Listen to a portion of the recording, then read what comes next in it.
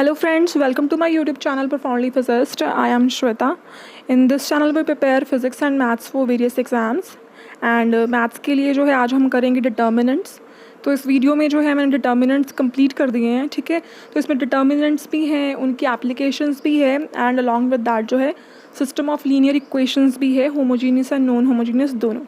और उसके अलावा जो है प्रैक्टिस सेट जो होगा इसका वो उसका पीडीएफ जो है आपको डिस्क्रिप्शन में मिल जाएगा. तो इस वीडियो को अच्छे से देखने के बाद जो है आप क्वेश्चंस को प्रैक्टिस भी कर सकते हैं. ओके, सो डिटर्मिनेंट्स बेसिकली क्या है. डिटर्मिनेंट्स का सिंबल डेल्टा है, जैसे मैंने आपको ठीक है बनाया हुआ यहाँ पे. उसके बाद जो है सॉलिड लाइंस जो हैं दोनों तरफ ड्रॉ कर दो, तो इसका मीनिंग होता है डिटर्मिनेंट्स. उसके अलावा जो है डिटर्मिनेंट्स में सबसे ज़्यादा ज़रूरी चीज़ है साइंस, ठीक है. तो साइंस हम ज़्यादा डिटेल में नहीं जाएंगे. साइंस आप याद रखना, जैसे इस ऑर्डर में है अगर तो फर्स्ट होगा प्लस, फिर होता है माइनस, फिर प्लस. अगर 3/3 ऑर्डर की स्क्वायर मैट्रिक्स है तो सेकंड है माइनस प्लस माइनस, फिर है प्लस माइनस प्लस. तो बार बार आई प्लस जे करके जो है इसको कैलकुलेट करके टाइम मत वेस्ट करना. जस्ट इन दिस वे आप इसको याद रख सकते हो. तो जब आपको डिटर्मिनेंट कैलकुलेट करना होता है, जब जो है आपको डिटर्मिनेंट कैलकुलेट करना है तो आपको उसको किसी भी रो या किसी भी कॉलम के अलॉन्ग जो है इसको एक्सपैंड कर सकते हैं. आंसर जो है हमेशा सेम आएगा. कोई भी आपको रो फॉलो कर लें या कोई भी कॉलम फॉलो कर लें तो उसके अलॉन्ग जब एक्सपैंड करेंगे आंसर हर एक केस में सेम आएगा. जैसे यहाँ पे जो है मैंने डिटर्मिनेंट की वैल्यू कैलकुलेट की है अलॉन्ग द फर्स्ट रो, ठीक है, 2 3 -2 के अलॉन्ग. तो जैसे है आपने अगर 2 है फर्स्ट एलिमेंट, फर्स्ट रो का फर्स्ट एलिमेंट क्या होगा पॉजिटिव, साथ में साइन भी देखते रहो, तो 2 आ जाएगा यहाँ पे. फिर आपने क्या करना है इसमें, तो जो उसके जो parallel you can say perpendicular जो है रो एंड कॉलम आ रहे हैं उनको आपने जो है इग्नोर कर देना. और क्या आपने अज्यूम करना है यहाँ पे 2 और साथ में अंदर क्या रह जाएगा 2 3 1 -3, ठीक है. ये फर्स्ट टर्म डन हो गई.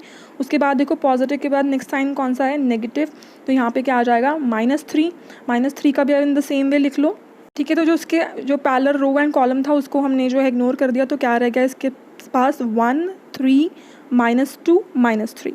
उसके बाद लास्ट टर्म क्या है -2 और उसका साइन क्या होगा प्लस, तो प्लस -2 आ गया. तो -2 के कॉरस्पॉन्डिंग क्या रह गया 1 2 -2 1.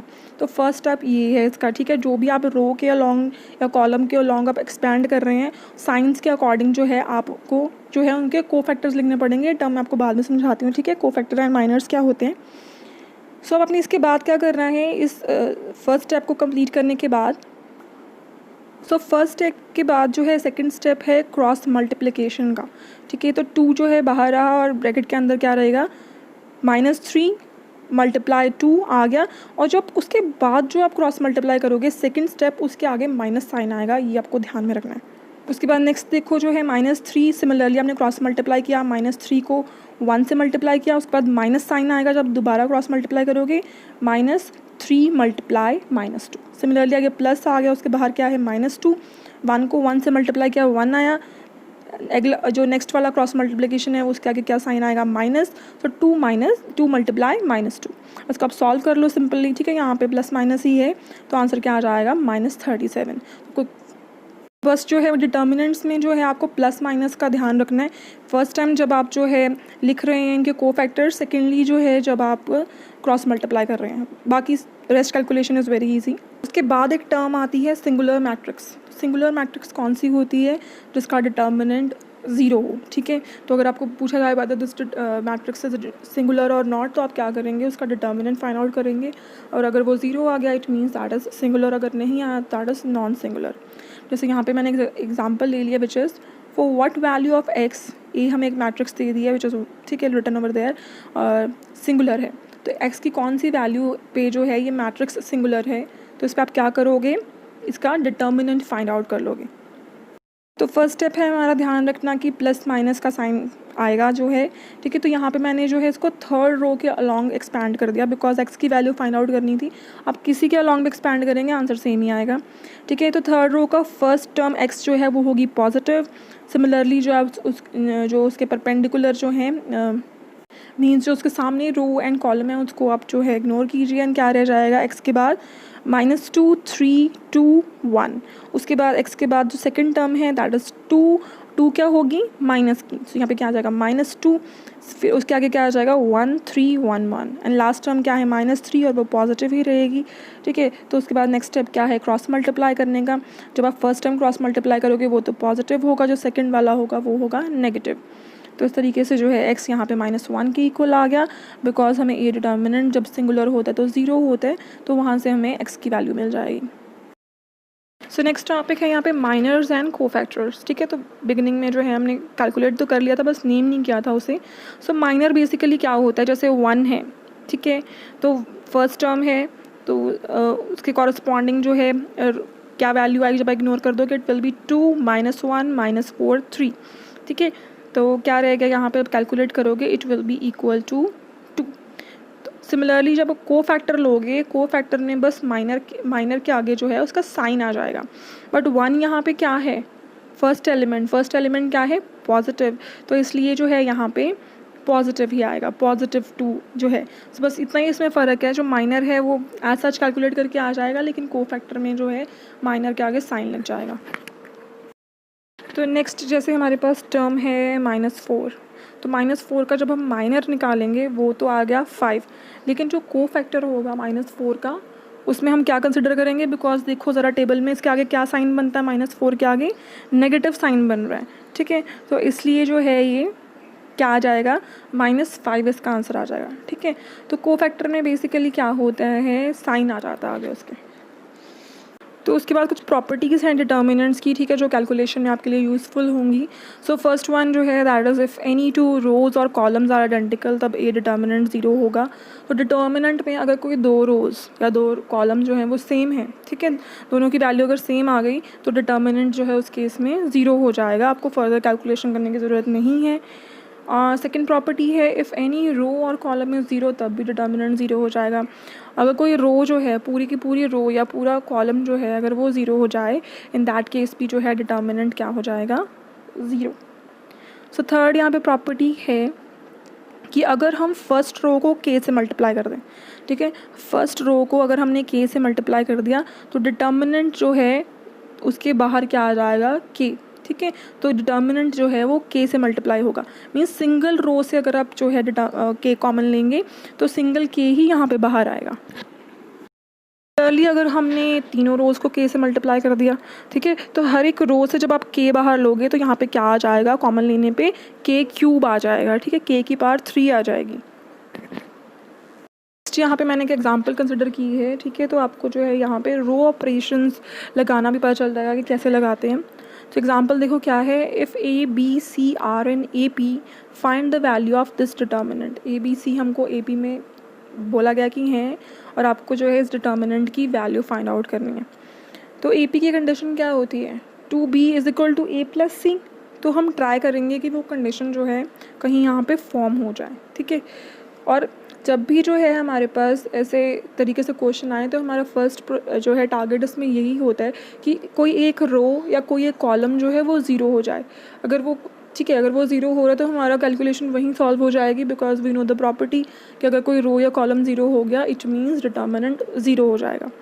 सो यहाँ पे जो है मल्टीप्लाई किया हमने सेकेंड रो को 2 से, तो अब ये बात देखना, आप किसी भी रो को किसी भी नंबर से मल्टीप्लाई कर सकते हो, ठीक है, बट बाहर उस टर्म को आपने डिवीजन में लेना है। ठीक है, जैसे यहाँ पे 2 मत से मल्टीप्लाई कर रहे हैं हम सेकेंड रो को, तो बाहर जो है डिटर्मिनेंट के 2 से डिवाइड हो रही है टर्म। ठीक है, क्लियर है ये। और उसके अलावा आप किन्हीं भी 2 रोज़ को प्लस कर सकते हो, माइनस कर सकते हो। ओके, तो जैसे सेकेंड रो को जो है हमने 2 से मल्टीप्लाई कर दिया, उसके बाद हमने क्या किया, जो रो 1 है एंड रो 3 है उन दोनों को प्लस किया एंड R2 से सब्ट्रैक्ट किया। देखो यहाँ पे जब हम रो 1 और रो 3 को प्लस करेंगे तो क्या आया, फर्स्ट टर्म 4y + 2y क्या बन गया 6y, 6 + 4 क्या बन गया 10, तो 6y + 10 ही बन रहा है जब हम R1 और R3 को प्लस कर रहे हैं, और जब हम उनको सब्ट्रैक्ट करेंगे ये टर्म क्या हो जाएगी 0। तरीके से क्या हुआ, जो यहाँ पे सेकेंड रो में 2 जो एलिमेंट्स हैं वो 0 हो गए, जो लास्ट एलिमेंट है वो बचा 2B - A + C, लेकिन हमें क्या गिवन है कि जो है A B C तीनों क्या है AP में, और AP का मतलब क्या है 2B = A + C। तो जब हम ये पुट करेंगे तो थर्ड एलिमेंट भी क्या हो जाएगा, 0। एंड वी नो जब एक रो 0 हो जाती है तो डिटर्मिनेंट क्या हो जाता है, 0। तो यहाँ पे डिटर्मिनेंट की वैल्यू क्या बन गई, 0। नेक्स्ट है यहाँ पे कुछ एप्लीकेशंस हैं डिटर्मिनेंट की, मींस डिटर्मिनेंट के बेसिस पे जो है फार्मूलाज हैं उनके। जैसे फर्स्ट है हमारे पास एरिया ऑफ ट्राइंगल। अगर हमें जो है ट्राइंगल की तीनों वर्टिसेस दे दिए हैं और डिटर्मिनेंट की फॉर्म में जो है अगर हम उनका एरिया कैलकुलेट करना है तो उसका फार्मूला क्या होगा, delta is equal to 1/2 x1 y1 1 x2 y2 1 x3 y3 1। इस तरीके से जो है बाय डिटर्मिनेंट मेथड जो है आप एरिया ऑफ ट्राइंगल कैलकुलेट कर सकते हो। सेकेंड जैसे है यहाँ पे condition for collinearity of 3 points. तीनों पॉइंट अगर कोलिनियर है मीन्स वो एक ही लाइन में है अगर, तो उनकी क्या कंडीशन होगी, ठीक है। जैसे यहाँ पे 3 पॉइंट दिए हैं A B C। अगर तीनों पॉइंट्स कोलिनियर हैं इट मीन्स ट्राइंगल का एरिया क्या होगा, 0, क्योंकि वो लाइन ट्राइंगल नहीं फॉर्म कर रहे हो, they are in the same line, ठीक है। तो यहाँ पे जो है जो भी आपका एरिया ऑफ ट्राइंगल है उसको आप बस 0 के इक्वल पुट कर दो, that is the condition of collinearity of 3 points. So third है इसमें equation of line passing through 2 given points.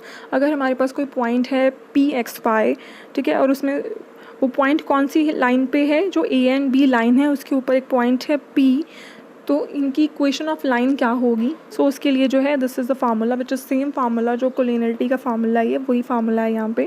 Because अगर वो पॉइंट जो है लाइन पे लाई करेगा इट मीन्स क्या होंगे, वो तीनों पॉइंट्स कोलिनियर होंगे।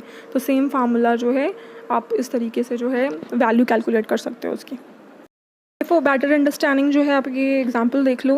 If the points 2 -3 lambda -1 and 0 4 are collinear, find lambda. 3 हमें पॉइंट्स दे दिए हैं, कहते हैं तीनों पॉइंट कोलिनियर हैं, आप लैम्डा फाइंड आउट करो। तो वही जो है डिटर्मिनेंट मेथड में आप क्या करोगे, ये वैल्यूज़ आपने पुट कर दी, 2 -3 1 लैम्डा -1 1 0 4 1 इज इक्वल टू 0। तो आप इसको जो है एक्सपैंड भी कर सकते हो अबाउट एनी रो और कॉलम। अगर आपको जो है एलिमेंट्री ऑपरेशन लगाना तो आप वो भी कर सकते हो।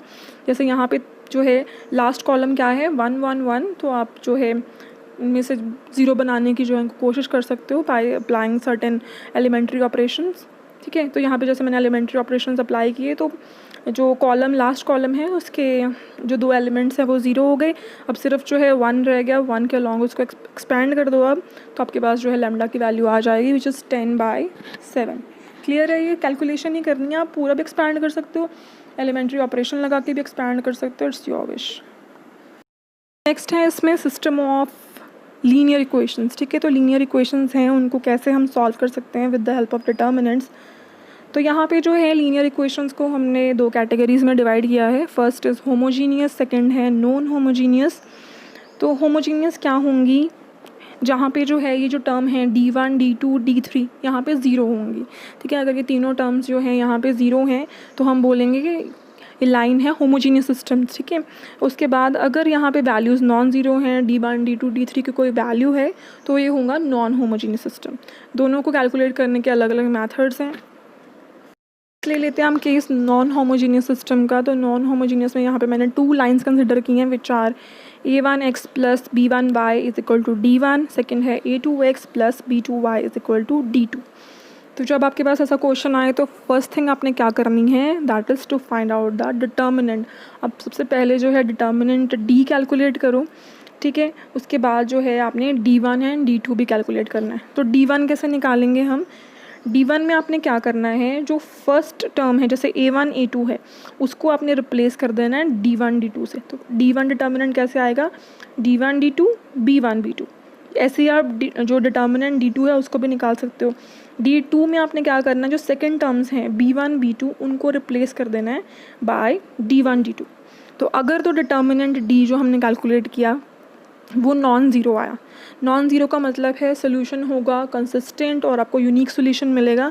और सोल्यूशन कैसे निकालना है आपने, x होगा D1/D, y होगा D2/D। सेकंड केस भी हो सकता है इसमें, अगर D1 और D2 दोनों में से कोई भी 0 अगर आ जाए तो वो सिस्टम सोल्यूशन क्या होगा, इनकंसिस्टेंट। मैंने जो है हर एक टाइप की एक एग्जांपल ली है सो दैट आपको अच्छे से क्लियर हो जाएगी।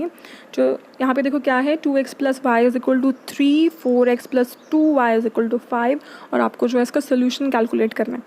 तो सबसे फर्स्ट स्टेप क्या था, डिटर्मिनेंट फाइंड आउट करना। तो डिटर्मिनेंट क्या आ जाएगा यहाँ पे 2 1 4 2, ठीक है। A1 A2 और B1 B2 की वैल्यू से आप डिटर्मिनेंट निकाल लोगे, क्रॉस मल्टीप्लाई करो, डिटर्मिनेंट क्या आ गया 0। D1 मैंने आपको बताया था क्या करना होता है, आपने A1 A2 को D1 D2 से रिप्लेस कर देना है। यहाँ पे क्या आ गया 3 5 1 2, तो D1 क्या आ गया नॉन ज़ीरो। तो अगर ऐसा केस है जब डिटर्मिनेंट D0 है लेकिन D1 नॉन ज़ीरो है, उस केस में क्या होगा, सिस्टम जो है दैट इज़ इनकंसिस्टेंट। ठीक है। सेकेंड टाइप देखो यहाँ पे x + 2y = 3 है, 4x + 8y = 12। तो फर्स्ट स्टेप क्या था, डिटर्मिनेंट फाइंड आउट करना, तो उसको कैलकुलेट कर लो आप। तो डिटर्मिनेंट जैसे आपने कैलकुलेट किया वो आ गया 0। सेकेंड स्टेप है हमने D1 कैलकुलेट करना है। D1 के लिए हमने क्या किया, A1 A2 को D1 D2 से रिप्लेस कर दिया। तो क्या आ गया यहाँ पे 3 12 2 8, इनको क्रॉस मल्टीप्लाई किया, आंसर आया 0। D2 फाइंड आउट किया, तो जहाँ पे B1 B2 था वहाँ पे आपने D1 D2 पुट कर दिया, 3 12 आ गया। तो D2 जो है वो भी आ गया 0। तो यहाँ पे D1 D2 तीनों ज़ीरो हैं। जब ये तीनों ज़ीरो होंगे it means system will have infinite number of solutions. ठीक है, तीनों जब ज़ीरो हैं तो इनफाइनाइट नंबर ऑफ सॉल्यूशंस हैं। उनको आप कैसे कैलकुलेट करोगे, y को जो आप k पुट कर दो, y को k पुट कर दो और ये किसी भी इक्वेशन में आप यूज़ कर लो और वहाँ से जो है आप x की वैल्यू निकाल लो। अब यहाँ पे x जो k है वो कोई भी आर्बिट्री नंबर हो सकता है। सो इन दिस वे यहाँ पे जो है infinite number of solutions are possible. तो नेक्स्ट है यहाँ पे थर्ड केस जो था, यहाँ पे इक्वेशंस हैं 2x - y = 17, 3x + 5y = 6। तो फर्स्ट स्टेप हमने फॉलो किया, डिटर्मिनेंट निकाला which is non zero. Determinant non zero है, इट मीन्स कंसिस्टेंट है सिस्टम और इसका यूनिक सोल्यूशन होगा। ठीक है, तो आपने D1 कैलकुलेट कर लिया, D2 कैलकुलेट कर लिया। अब यूनिक सोल्यूशन है तो x एंड y की वैल्यू क्या है, फार्मूला हमने पढ़ा था, x है D1/dk इक्वल, y है D2/dk इक्वल। तो यहाँ पे x की वैल्यू आ गई 7, y की वैल्यू आ गई -3। तो तीनों केसेस क्लियर हो गए आपको, इनकंसिस्टेंट का, इनफाइनाइट नंबर ऑफ सोल्यूशंस का एंड कंसिस्टेंट का। ठीक है। नेक्स्ट है हमारे पास homogeneous system of linear equations. Homogeneous में क्या होगा, जो D1 D2 D3 जो हम वैल्यूज़ ले रहे थे वो तीनों वैल्यूज़ क्या होंगी 0। ठीक है, तो देखो अब यहाँ पे तीनों 0 हैं। ओके, तो यहाँ पे जब आप डिटर्मिनेंट कैलकुलेट करोगे, अगर डिटर्मिनेंट नॉन ज़ीरो आया, ठीक है, अगर डिटर्मिनेंट नॉन ज़ीरो है तब सिस्टम का जो है वो ट्रिवियल सोल्यूशन होगा which is x = y = z = 0 और ये ओनली सोल्यूशन होगा। ठीक है, जब डिटर्मिनेंट नॉन ज़ीरो है सिस्टम का ट्रिवियल सोल्यूशन होगा which is x = y = z = 0 और ये ओनली सोल्यूशन है। दूसरा केस क्या है, जब D 0 है, अगर डिटर्मिनेंट 0 आ गया, इन दैट केस क्या होगा, नॉन ट्रिवियल सोल्यूशन होगा। और जैसे जो हमने वो कैलकुलेट किया था इनफाइनाइट नंबर ऑफ सोल्यूशन वाला, तो यहाँ पे भी हमने ऐसे ही करना है, z = k पुट कर लेना है और x एंड y जो है उसी इन टर्म्स ऑफ दैट जो है कैलकुलेट कर लेनी है। सो इसमें जो है ये दो केसेस बनते हैं।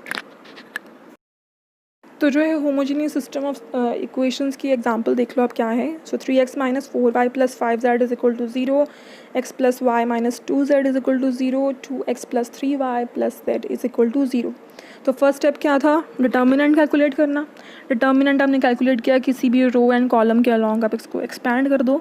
जब कैलकुलेट करोगे तो यहाँ पे तो आ गया determinant 46 which is non zero. तो हमने पढ़ा था जब जो है डिटर्मिनेंट नॉन ज़ीरो होगा तब क्या होगा, x = y = z = 0 आ जाएगा which is a trivial solution. ठीक है, तो आई होप जो आपको डिटर्मिनेंट्स अच्छे से क्लियर हो गए होंगे। ठीक है, तो प्रैक्टिस सेट जो है वो डिस्क्रिप्शन में है, आप उसको डाउनलोड कीजिए PDF को एंड क्वेश्चंस को प्रैक्टिस कीजिए अच्छे से। ठीक है, so in the next video जो है हम करेंगे adjoint of the matrix, inverse, rank of the matrix. ठीक है, ये सारी eigen values, eigen vectors, everything जो है इन द नेक्स्ट वीडियो हम डिस्कस करेंगे। तब तक जो है आप इसको अच्छे से प्रैक्टिस कीजिए। So thank you everyone for watching my video and अगर अब आपको जो है सब अच्छे से समझ लग गया तो लाइक कीजिए वीडियो को। ठीक है, शेयर कीजिए अपने फ्रेंड्स के साथ जो भी प्रिपरेशन कर रहे हैं इस एग्ज़ाम की एंड चैनल को सब्सक्राइब कीजिए। Thank you everyone.